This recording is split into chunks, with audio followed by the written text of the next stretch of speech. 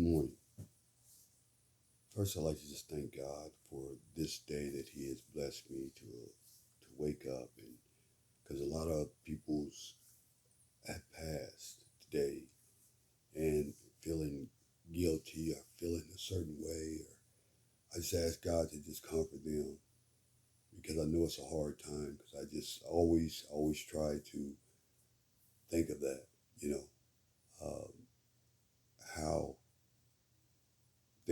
how would they feel, you know, how would they feel? I always send a prayer out to them and ask God to just comfort them because God's in control, regardless of any situation.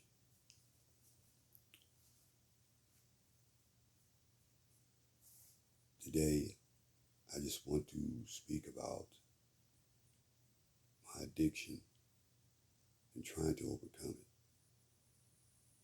And what I did, I took one addiction that I overcame 10 years ago, which was alcohol, with a little help from the state, I might say, because I don't like my freedom being taken away, and either my freedom or keep making bad decisions.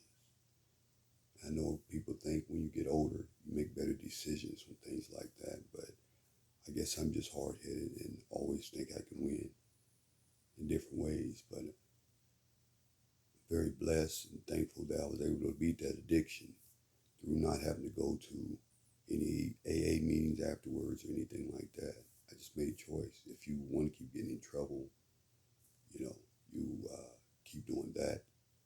And if you don't, you have to stop. And some people can still do that, and some people cannot. And I'm one of them that cannot do that. If I'm trying to get to where I'm trying to get to in life, where God says, and I like sometimes from the scripture, I knew you before your birth. I knew you before your birth. So I knew who you was before your mother's womb. I mean, we don't have a lot to go off, but we don't have a lot to go off as far as black people. Only thing we can go off of what we have learned from the Bible, which I think is, which I think is just a book. It's not history or anything. It's just a book that someone has written through my research. That's what I come up with. And, we might disagree, but neither here or there. What would the world be if we couldn't disagree? If everybody thought the same, the world would be no good, that way anyway. So, like I say, I'm just blessed to be able to come out of that addiction because of what God knew me before I even knew myself. I'm very thankful for my grandmothers and grandfather, my aunts and uncles that taught me to fear God, though. They has taught me to, because I don't think I could bounce back as quickly as I did from the alcohol addiction if I didn't have that foundation of Christianity within me, the foundation. So the morals of it, I think it helps people, but I really think it's more to it as far as knowing thyself plays a big part in it, and believing who you are and accepting responsibilities for your actions. Because I don't have to be like my mother and my father or my aunts and my uncles. I can be me. I got a mind to think. That's what God bless you with. You got to make choices, and some of mine was bad. I got in trouble behind it.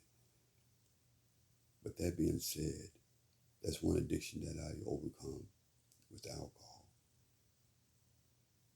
And you replace one addiction with another. And so I think that's what I did after I got done with alcohol, even though I was doing them both at the same time, was gambling. as soon as I said that, my heart already jumped because it's so embedded in me in so many years of doing this. All my family does it, you know, and they can, a lot of them can afford to do that and bounce back. But God has put me in a position I can't do what they do, you know, because that's their life, you know, and I need to find my life. And it took some, and the thing is, it took me, I'm 52, going to be 53 on the 22nd of this month. And it took me that long to figure things out. And that's bad. It's bad on one point, but at the end of the day, I'm glad I did. Now I can be at peace because, you know, a lot of times we think people, like my spouse, you know, or something like that, is causing the hurt or the pain or the anguish or mad, vice versa. But no, it's within you. You're in control of that. Look at what if they say something about you. Don't always say, well, oh my God, you know, they're wrong about me. You know, accept and say, well, that's the way they see me, so let me check myself. You know, that's the only way that we can elevate and keep our energy together, because that's what I think it's about a lot of time, frequencies and energy. And once somebody take your energy, it's hard to get that energy back. But the only way you can get that back is by admitting wrong, rejuvenating through wrong. Just like you put a seed in fertilizer. It has to be nourished. It has to be nourished. It has to be taken care of. It has to be watered. Seeds don't grow in the light. They grow in the dark. So at this dark period in my mind, my energy level has to change. The way my energy level is going to have to change is I'm going to have to be that seed. It might take a moment. It might happen quick. You know, I can't call it, but I'm very grateful that I'm able to grow from it. According to the seed, you grow from it. So I'm very thankful. I'm very at peace within my soul. But back to my other addiction, the gambling. I promise to stop gambling. I'm not going to play a lottery ticket. I'm not going to play a scratch off. I'm not going to play Yahtzee. I'm not doing no gambling. I'm not doing no gambling. That is I mean, for some people, that's fine, you know, and they can do that and they can afford to do that. But I really feel that's my addiction. And it has hurt me more than alcohol did. Financially, of course, but, you know, money is currency. And when you don't have it, when you don't have no money, you're still out there trying to get it through gambling, and then you go deeper into that rabbit hole. That's a bad place to be. And it's going to take years to come out of that. But you don't realize that while you're doing it. It's all fun and games. Literally. But I'm very grateful that on February the 1st, 2023, I'll never gamble again. I'll never gamble again. I'm very thankful that I get this. I get to say this and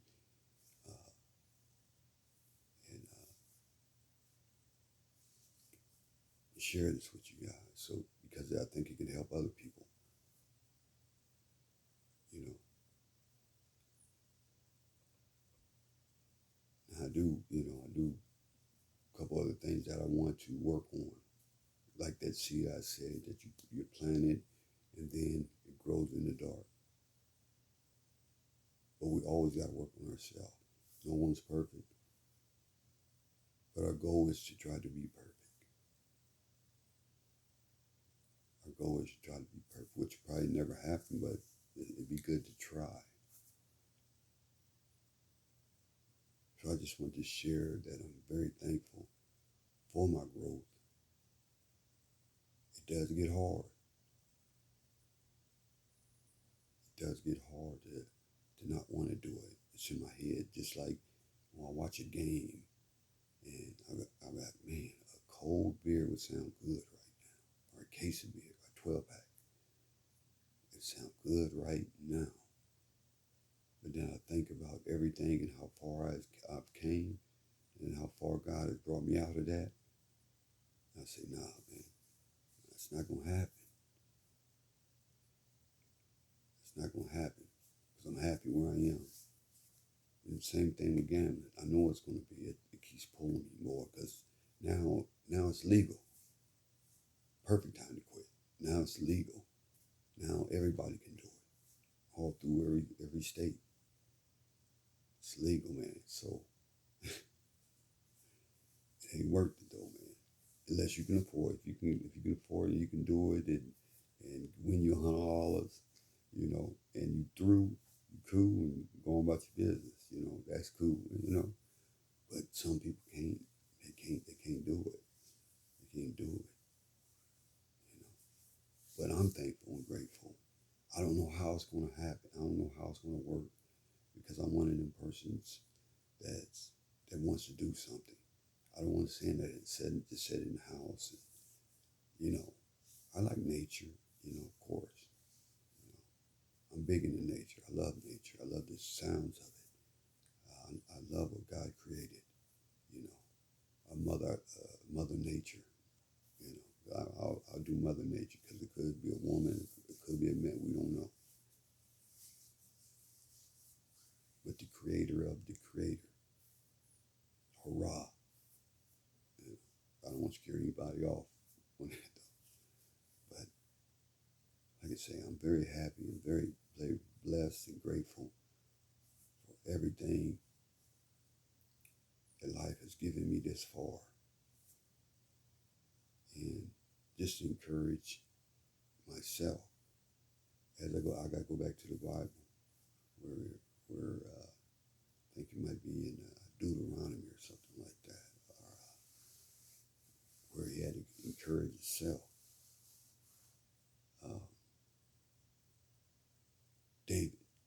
David had to encourage himself, and everybody was against him because he came back and from a fight, and everything was messed up. They done took the kids, everything, took them all out, the whole all the soldiers' families and things, according to the story. According to the story, okay, it didn't really happen. It's something to make you think of. Like I said, I don't take nothing from the Bible. I don't Bible bash because I'm very grateful that it existed, because if it didn't exist, we wouldn't know which direction. So it's not a bad direction, I don't think, But I think they stole a lot of things from Kemet, from Africa, and they put it in there. It's been plagiarized over and over and over again, where you got to go back to the truth, But that's just, like I said, I don't Bible bash. I got a right to think. It's my own mind. I don't let nothing, I won't let no Bible or nothing control my mind, Because God blessed me with a mind. My grandparents and my mother and my family blessed with a mind to think on your own, not live in a box, and think you got to have a whole bunch of people with you and y'all think on one accord. I know what the Bible says about one accord, or being double-minded. I know all that. But them are concepts that we take and change it around and put the right information in them blanks, and you'll see that all that stuff was already written years before the Bible even came into existence. And who wrote it? Who typed it up? Gutenberg Printing Press who typed it up. He was a Jew. I don't, and like I said, don't take my word for it. Just do your own research, and you'll see that I'm not making things up. You know, 'cause I had to look it up. You know, through my research, I had to look it up. But like I said, I'm not on that right now. I'm just very thankful that God has pulled me out of that. Everything that's wrong and making it right. This is my therapy right here. You know, someone said you need to go to therapy. No, you don't need to. Be true to yourself. Be true. Don't lie to yourself. That's your therapy. Don't lie to yourself. And say when you're wrong. Like me, I say I'm wrong when I'm wrong. Even when I ain't wrong, I still can say, hey man, it's cool, I'm wrong. Because that's your opinion. You know, everybody got a right. I think I got a right to think the way I think. You got a right to think the way you think. You got a right to do that. I don't hate you for it, you know. But everybody has to look in the mirror too. Everybody has to look in the mirror and you know, you got to deal with your God the way you have to deal with your God. Because your God tells you one thing, my God tells me another. You can't tell us the same thing because we're two different people. That's my belief. And I'm very, like I said, I'm very thankful on this day. It's day 11 of not gambling. And I'm very thankful. But I'm thankful for my wife too, that she helps me get to this part because she's on me, even though she gambles right with me. We're not even, you know, probably saying, hey, come on, baby, you know, we got this to do, but I shouldn't have to count on her. That's, like I said, I got a mind to think on my own. So I'm very thankful for her. You know, people either, you know, if you don't end up staying together a lot of times with different relationships and everything like that, not saying I love my wife, I ain't going nowhere, I'm with her. But I've been in relationships that helped me grow from to get to where I am now as far as being happy and married and making these changes. But I had to go through all that, through all these relationships, not just with women, but just relationships with alcohol, relationships with gambling, relationships with any other drug. I had to go through all these relationships to be able to break up with them. But I had to go through them. I had to go through all the relationships to be able to break up to them for me to grow. Go back to putting that seed in the black soil. You have to nourish it. You got to water it. It's in the dark. It ain't in the light yet. It takes time. It takes patience. It takes caring, and love. Sometimes you even got to speak to the seed because it's nature, just like we are. And then before you know it, that seed will come out and it will blossom so beautiful. And then we'll say, why were I doing this before? Why did it take me this long? I'm 52. Could be 53. And look how much I've lost in the past.